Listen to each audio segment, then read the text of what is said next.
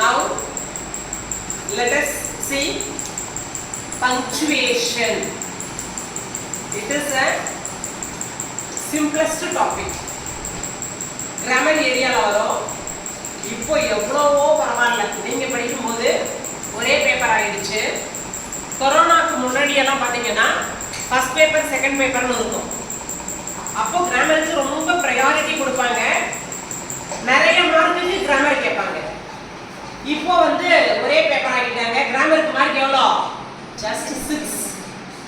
முன்னாடி ஒரு பேப்பரே இருந்தது. கிராமருக்கு இம்பார்ட்டன்ட் கொடுக்கறதுக்காக ஒரு பேப்பரே இருக்கும். செகண்ட் பேப்பர் 200 மார்க்குக்கு நீ எக்ஸாம் எழுதணும். First paper second paper. இப்போ உனக்கு அது இல்லை. அதனால இப்போ நீங்க கிராமருக்கு இம்பார்ட்டன்ஸ் எல்லாம் கொடுக்க மாட்டேங்கிறீங்க. அவர் டுடேஸ் டாபிக் பஞ்சுவேஷன். தமிழ்லயும் இந்த கேள்வி உண்டு. Already I told you. தமிழ்ல இலக்கணத்துல உனக்கு என்னெல்லாம் இருக்கோ எல்லாமே இங்கிலீஷ்லயும் உண்டு. This is punctuation. குறியீடுகள். A set of symbols. A set of symbols தான் punctuation. நிறைய இருக்கு. Actually 14 punctuation marks are there in English. Now we see few of them. Full stop, comma, not comma, comma, quotation, question mark, exclamation, apostrophe, colon, semicolon.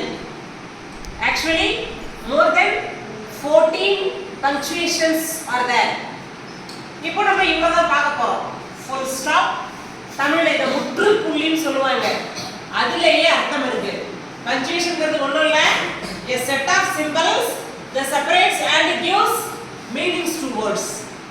ஒவ்வொரு வார்த்தைக்கும் ஏதோ ஒரு வகையில அர்த்தத்தை கொடுக்கும். full stop எங்க யூஸ் பண்ணுவோம் நம்ம?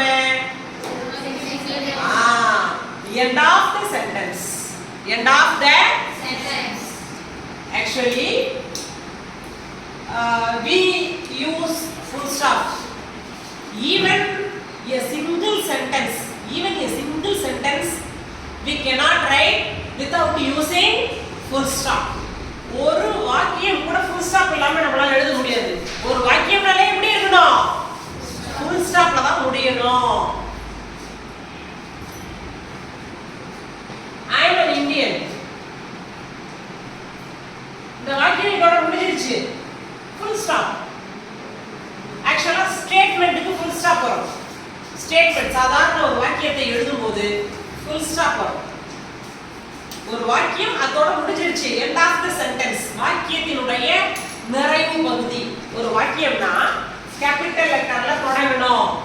start with capital letter, end with a full stop mark. அழகா தமிழ்ல அதுக்கு பேர் இருக்கு பாரு. முற்றுப்புள்ளி. முற்று பெற்று விட்டது, முழுமை அடைந்து விட்டது. அந்த வாக்கியம் அதோட முடிஞ்சு போச்சுன்னு அர்த்தம். அடுத்த வாக்கியத்தை திருப்பி எழுதும்போது எப்படி எழுதணும்? again start with capital letter. ஒரு வாக்கியம் முடிஞ்சிருச்சுனாலே அடுத்த சென்டென்ஸ் எழுதும்போது மறுபடியும் கேபிட்டல் லெட்டர்ல தான் தொடங்கணும். ஸ்மால் லெட்டர்ல தொடங்க கூடாது. ஒரு வாக்கியம்னாலே கேபிட்டல் லெட்டர்ல தொடங்கணும், ஃபுல் ஸ்டாப்ல முடியணும். புரிஞ்சுதாமா? எப்பவுமே ஒரு வாக்கியம் கேபிட்டல் லெட்டர்ல தான் தொடங்கணும், ஸ்மால் லெட்டர்ல ஃபுல் ஸ்டாப்ல முடியணும். அதே மாதிரி எங்கெல்லாம் நவுன் வருகிறதோ, பெயர்ச்சொல் வருகிறதோ, முதல் எழுத்து கேபிட்டல் லெட்டர்ல எழுதணும். இப்போ நான் அமெரிக்கான்னு எழுதுறேன், ஸ்மால் ஏ போடக்கூடாது, capital A. Because America is the name of a country. ஒரு கான்டினென்ட் நேம், கண்ட்ரி நேம், ஒரு ஹியூமன் பீயிங், ஒரு பர்சன் நேம் எல்லாம் நம்ம எழுதும்போது, ஒரு ஆளோட பேரு, ஊரோட பேரு, நாட்டோட பெயரை எல்லாம் எழுதும்போது கேபிட்டல் லெட்டர்ல தான் தொடங்கணும். எங்க எழுதினாலும் சரி, சென்டென்ஸ்க்கு நடுவுல எழுதணும்னாலும் சரி, கேபிட்டல் லெட்டர்ல தான் எழுதணும். நிறைய பேர் திமாபுரத்துக்கு ஸ்மால் டி தான் போடுறேன் நான் பார்க்கறேன்.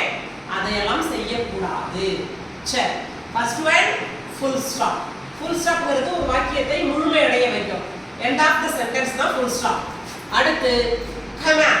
commandன்றது என்ன அர்த்தம்? separate different ideas. separate பண்ணி காட்டுறதுக்கு. இப்போ நான் என்ன எழுதுறேன்? I like cake, ice cream,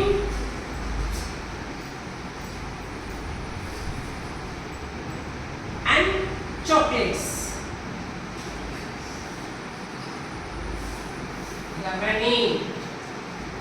I like cake, ice cream. இங்க ஒரு கமா நான் போட முடியாது.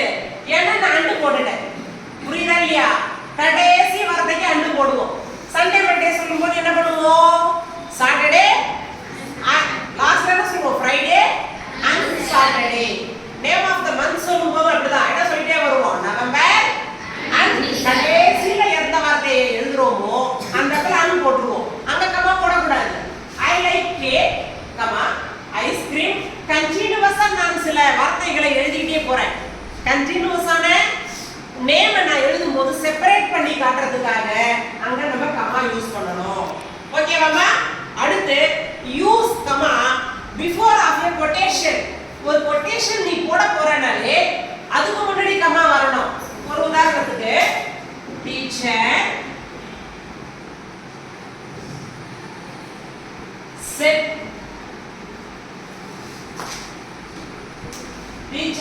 said that teacher said to the students the sun rises in the east. Listen இந்த சென்டென்ஸை பாரு. எங்க கமா போடணும்? கொட்டேஷன் மார்க் நீ போடுறனா அதுக்கு முன்னாடி கமா வரணும். இதுக்கு பேர் இன்வெர்டட் கமா. கொட்டேஷன் மார்க் மேற்கோள் குறி. முக்கியமான வார்த்தையை மேற்கோள் காட்டி பேசும்போது இதை பயன்படுத்துவோம். கட்டுரை எல்லாம் எழுதும்போது நிறைய நம்ம இதை பயன்படுத்துவோம். இதுக்கு பேரு மேற்கோள் குறி, கொட்டேஷன் மார்க். கொட்டேஷன் மார்க் போடுறனா அதுக்கு முன்னாடி நீ கமா போடணும். Before using quotation mark we have to put comma. quotation markக்கு முன்னாடி கமா வரணும். கண்டினியூவஸா நான் நேம்ஸ் எழுதிட்டே போறேன்னா அதை செப்பரேட் பண்ணி காட்டுறதுக்காக என்ன பண்ணணும்? கமா யூஸ் பண்ணணும். அது கமா. அடுத்து question mark. உனக்கே தெரியும். asking question கேள்வியோடு தொடங்குகிறது. WH question னு சொல்லுவாங்க. WH ல தொடங்கும் போது கடைசியில question mark வரும். WH ல தான் தொடங்கணும்னு அவசியம் கிடையாது. auxiliary verbs லயும் தொடங்கலாம். Am I right? Am I right? Do you know English?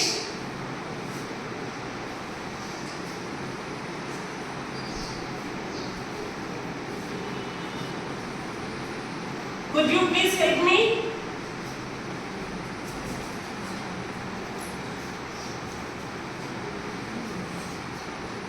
Gavani. Question mark na WH ல தான் தொடங்கணும். குறுக்குத்தனமா தொடக்கூடாது. What, when, where, why அந்த மாதிரி தான் தொடங்கணும்னு அவசியம் இல்ல. auxiliary verbல கூட தொடங்கலாம். am, is, are, was, were, do, does, did, has, have, had, shall, should, will, would, can, could இந்த மாதிரி படிச்சிருக்கோம் இல்லையா? மாடல் auxiliaries அதுலயும் தொடங்கலாம் ஒரு வாக்கியம். Do you know English? உனக்கு இங்கிலீஷ் தெரியுமா? Could you please help me? உன்னால் எனக்கு உதவி செய்ய முடியுமா? Am I right? நான் சொல்றது சரிதானே? இந்த மாதிரியும் ஒரு வாக்கியம் தொடங்கலாம். ஞாபகம் வச்சுக்கோ. நிறைய பேர் என்ன சொல்லுவாங்க? WH ல தொடங்கும். question markல தொடங்கும். question markனா WH ல தொடங்கும். what, when, where, why, who, whom, how, which அந்த மாதிரி தான் தொடங்கணும்னு அவசியம் இல்லை. auxiliary verbல கூட ஒரு வார்த்தை கேள்வி வார்த்தை தொடங்கலாம். இப்படியும் வார்த்தை தொடங்கலாம். மொத்தம் 22 சொல்லியிருக்கோம். am, is, are, was, were, do, does, did, has, have, had, shall, should, will, would, can, could, may, might, must, need, dare, ought, to, you. இதுல லாஸ்ட்ல இருக்கிற need, dare எல்லாம் தேவையில்லை. இதை எல்லாமே நம்ம கேள்வி வார்த்தைகளாக பயன்படுத்த முடியும். இன்னொன்னு இருக்கு. WH ல தொடங்கினாலே question mark தான் வரணும்னு அவசியம் இல்லை. எக்ஸ்க்ளமேஷன்ல கூட வரலாம். இது question mark. asking question கேள்வி கேட்பதற்கு பயன்படுத்தக்கூடியது. கடைசியில question mark போடணும். எக்ஸ்க்ளமேஷன் என்ன அர்த்தம்னா it express strong emotions, strong feelings, anger, happiness, sadness. Some interjection words. Oops. அப்படி வரும். Wow. அப்படி வரும். Ouch. இதெல்லாம் பேரு interjection word. இதுக்கெல்லாம் கூட ஆச்சரிய குறிகளை பயன்படுத்தலாம். புரியுதாமா? இதே WH ல எக்ஸ்க்ளமேஷன் வரலாம். எப்படி வரலாம்னா what a beautiful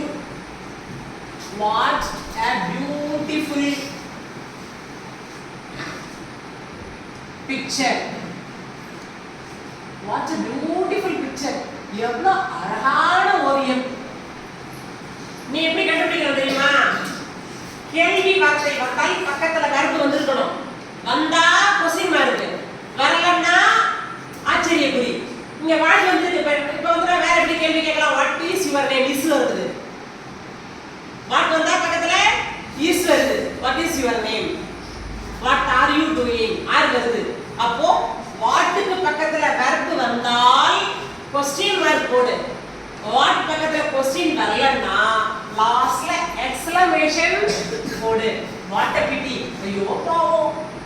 What a pity.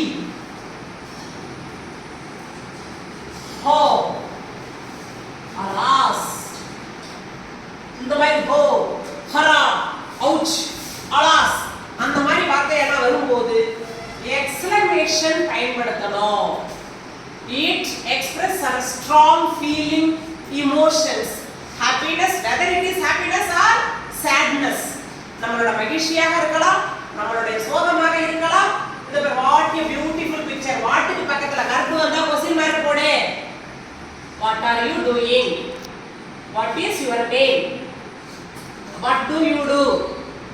What is your plan? அந்த மாதிரிலாம் வந்தா क्वेश्चन மார்க் போடணும். வாட்டுக்கு பக்கத்துல verb வரலன்னா எக்ஸ்க்ளமேஷன் போடு. ஆச்சரிய குறியை அங்கே போடு. அதுக்கு அடுத்து பாத்தீங்கன்னா அப்போஸ்ட்ரோஃப். இந்த அப்போஸ்ட்ரோஃப் எப்படி யூஸ் பண்ணனும் அப்படினா ரெண்டு விதமா யூஸ் பண்ணலாம்.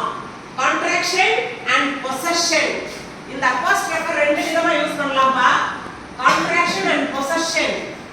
கான்ட்ராக்ஷனை எப்படி யூஸ் பண்ணலாம்? கான்ட்ராக்ஷனை எப்படி யூஸ் பண்ணலாம்னா இந்த சுருக்கமா எழுதுறது. இதோ பாரு. I don't, won't, aren't. இந்த மாதிரி நெகட்டிவ்ல யூஸ் பண்றது. not னு அர்த்தம். don't னா do not. can't னு எழுதுறேன். cannot, aren't. இதுக்கு பேர் கான்ட்ராக்ஷன். பொசஷன் ஒன்னு இருக்கு. பொசஷன் என்னது? இப்போ இப்படி எழுதலாம் பாரு. What is your father's name? What is your father name? எழுத கூடாது. Fathers. இந்த இடத்துல போடணும் இந்த apostrophe. What is your father's name? உன்னுடைய அப்பாவினுடைய பெயர் என்ன? இதுக்கு பேரு உடைய. இதுக்கு பேரு உடைய. அப்போஸ்ட்ரோஃப் டு பொசஷன் வந்தால் இதுக்கு பேர் உடையன்னு அர்த்தமா. your brother's name ப்ளூரல் இல்ல, சிங்குலர் தான். மேல கமா போட்டு s போடுவோம். இட்ஸ், இட்ஸ் அதனுடைய இப்படி போடுவோம். இட்ஸ் அதனுடையது. இட்ஸ் இதுக்கு பேரு அப்போஸ்ட்ரோஃப். பொசஷனுக்கு போடலாம். அந்த கான்ட் ஓன்ட் நெகட்டிவ் எழுதும்போது ஆக்ஸிலரி வெர்ப்ஸோட நெகட்டிவ் எழுதும்போது மாடல் ஆக்ஸிலரிஸ்க்கு நெகட்டிவ் எழுதும்போது ஆன் வில்லிங்னா won't, won't, can't, aren't, don't, can't, shouldn't அந்த மாதிரி எழுதும்போதும் போடலாம். பொசசிவ் கேஸ் எழுதும்போது பொசஷன் எழுதும்போது father's name, mother's name. Indians culture அப்படின்னா இந்தியர்களினுடைய கலாச்சாரம். இந்தியன்ஸ் மேல கமா போட்டு எஸ் போட்டா உடையன்னு அர்த்தம். புரியுதாமா? அதுக்கு பேரு அப்போஸ்ட்ரோஃப். அதுக்கு அடுத்து கோலன். இந்த கோலன் நீங்க நிறைய கட்டுரை எழுதும் போதெல்லாம் பயன்படுத்தி இருப்பீங்க. இதுக்கு பேர் கோலன். கட்டுரை எல்லாம் எழுதும் போது நம்ம பயன்படுத்தி இருப்போம். colon emphasize certain point subtopics. Examples எல்லாம் கொடுக்கும்போது நம்ம இதை எழுதுவோம். கட்டுரை எழுதும் போதெல்லாம் முன்னுரை அப்படின்னு எழுதி என்ன பண்ணுவீங்க, இந்த குறியை கொடுப்பீங்க.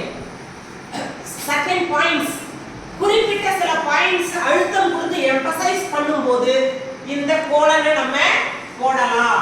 அடுத்து செமிகோலன், இதுக்கு பேரு செமிகோலன். இது கோலன், இது செமிகோலன். செமிகோலன் எங்க யூஸ் பண்ணணும் அப்படின்னா, செமிகோலன்னா longer pause then a comma, shorter pause then a full stop. full stop அளவுக்கு ஷார்ட்டாவும் சொல்லக்கூடாது, கமா அளவுக்கு நீட்டாவும் சொல்லக்கூடாது.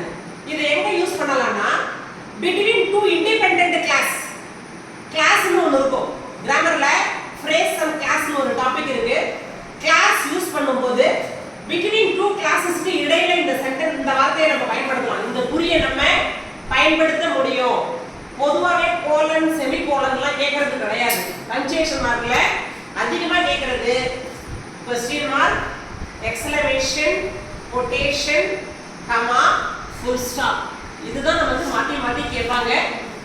ஐ எங்க தனியா வந்தாலும் சரி, நல்லா கவனி, ஐ என்ற எழுத்து தனித்து எங்கே வந்தாலும் கேபிட்டல் லெட்டர்ல தான் எழுதணும். இப்ப I am a student of, நான் இப்படி கொடுத்துருப்பாங்க கொஸ்டின் பேப்பர்ல, இப்படி இருக்க கூடாது. அதுக்காக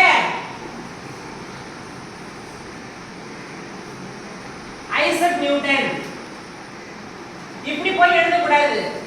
பேரே என்னது, முதல் எழுத்து கேபிட்டல்ல தான் இருக்கணும். ஒரு பெயரினுடைய முதல் எழுத்தோ, ஒரு நாட்டினுடைய முதல் எழுத்தோ, ஒரு ஊரினுடைய முதல் எழுத்தோ கேபிட்டல் லெட்டர்ல தான் தொடங்கணும். புரியுதாமா? ஒரு சென்டென்ஸ்னா கேபிட்டல் லெட்டர்ல தொடங்கணும், ஃபுல் ஸ்டாப்ல முடியணும். क्वेश्चन வேர்ட்ஸ்னு தொடங்குச்சுனா கடைசில क्वेश्चन மார்க் வரணும். क्वेश्चन வேர்ட்னா WH ல தான் தொடங்கணும்னு அவசியம் கிடையாது. am, is, are, was, were, do, does, did, has, have, had, shall, should, will, would, can, could எல்லாம் கூட ஒரு சென்டென்ஸ் தொடங்கலாம். கேள்வி வார்த்தையான்னு பாரு. WH லயோ how லயோ what, how இந்த மாதிரி எல்லாம் எக்ஸ்கிளமேஷனே வரும், ஆச்சரியமான வாக்கியங்களே வரும். பக்கத்துல வெர்ப் இருக்காது. क्वेश्चन வேர்டுக்கு பக்கத்துல வெர்ப் இல்லாம இருந்திருந்தா அங்க நீ ஆச்சரிய குறி போடு. இந்த கோட்ஸ் எங்க பயன்படுத்தணும் அப்படின்னா, குறிப்பிட்டு சொல்லும்போது டைரக்ட் ஸ்பீச்ல இந்த கோட் பயன்படுத்துவோம். இதுக்கு பேர் கொட்டேஷன் அல்லது இன்வெர்டட் கமா. இத டைரக்ட் ஸ்பீச்ல பயன்படுத்துவோம். கண்டிப்பாக இந்த மாடல்ல தான் எக்ஸாம்க்கு வரும். புரிஞ்சதா? செட் வந்தா பக்கத்துல இந்த இன்வெர்டட் கமா போடணும். செட்டுக்கு பக்கத்துல கமா போட்டுட்டு அடுத்த சென்டென்ஸை இப்படி தொடங்கணும். செட் 2 வந்தாலும் இதே மாதிரி தான் போடணும். சேஸ் வந்தாலும் இதே மாதிரி கமா போட்டு இன்வெர்டட் கமா போடணும். சே, செட், செட் 2 இந்த மாதிரி எல்லாம் வரும்போது இன்வெர்டட் கமா போடணும். இந்த குறிகள் தான் உங்களுடைய 25வது கேள்வி கிராமர்ல வருது. கொஞ்சம் ஸ்லோ லேர்னரா இருக்கக்கூடிய ஸ்டூடண்ட்ஸ் அட்லீஸ்ட் ஒரு மார்க்காவது நீங்க வாங்கலாம். முதல் லெட்டர் கேபிட்டல் லெட்டர்ல இருக்கான்னு செக் பண்ணிக்கோ. WH ல தொடங்கினா உனக்கு எக்ஸ்கிளமேஷனா क्वेश्चन மார்க்கான்னு டவுட்டா இருந்ததுன்னா பரவாயில்ல, क्वेश्चन மார்க்கே போட்டுரு. லாஸ்ட்ல ஃபர்ஸ்ட் எடுத்த உடனே என்ன பண்ண, இன்வெர்டட் கமாவை போட்டுரு. எங்க போடணும்னு தெரியலன்னா சென்டென்ஸோட முன்னாடியே போட்டுரு. எனக்கு எங்க போடணும்னு தெரியல டீச்சர், ஃபர்ஸ்ட்லயே போட்டுரு. லாஸ்ட்ல என்ன பண்ண, முடிச்சிடு.